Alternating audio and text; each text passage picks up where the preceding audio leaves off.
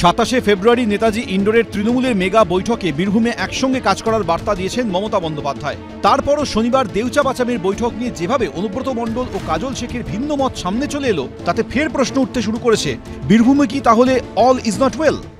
পাঁচামি যাবো ও মিটিং ডাকা আছে। পাম্প চালিয়ে উঠছে বিল, কেএসবি পাম্প বাঁচায় বিদ্যুৎ, বিলের প্রবলেম গেল। বিদ্যুৎ সাশ্রয়কারী জার্মান টেকনোলজিতে তৈরি কেএসবি পাম্প, পয়সা বাঁচাও, টেনশন ভাগাও।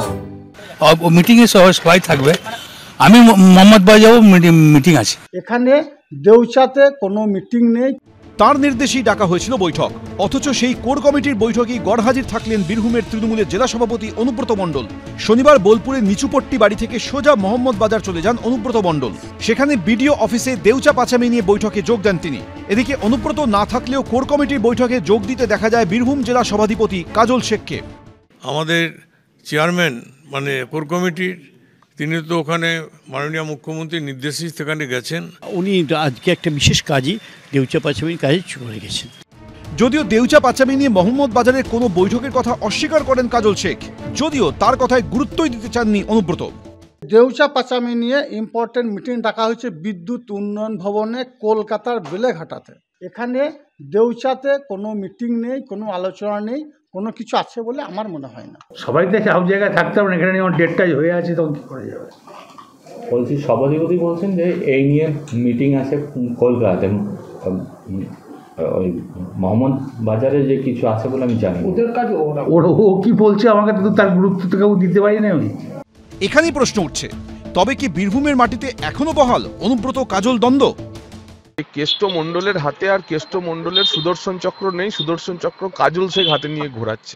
একদমই নেই, সবাই একসঙ্গে।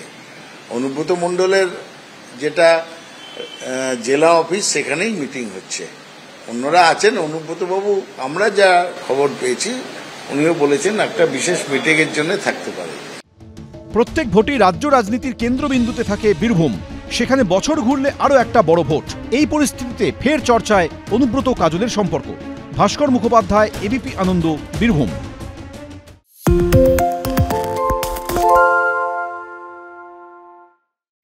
সত্য অন্তহীন, সত্যের খোঁজও তাই, সত্য সন্ধানে তাই আমরা অক্লান্ত, অকুতভয়। এবিপি আনন্দ নতুন ভাবনার প্রতীক, যা মনে মুক্ত, তথ্যে যুক্ত এবং যাবতীয় সীমানার বাঁধন থেকে মুক্ত। সীমা না শব্দটির মধ্যে লুকিয়ে আছে মানা শব্দটি, যেন চোখ রাঙানি এক অদৃশ্য বেড়াজাল, যা আটকে রাখে আমাদের এক ছোট্ট গণ্ডির মধ্যে। একমাত্র সঠিক খবরই গড়ে তুলবে এক মুক্ত সমাজ। সেই জগৎ গড়ার লক্ষ্যে কোনো সীমানার ঠুকুটি আমরা মানব না। এবিপি আনন্দ এগিয়ে থাকে, এগিয়ে রাখে। তাই নাকি? বাংলা গুজব চায় না, বাংলা খবর চায়। বাংলা খবর, বাংলার খবর।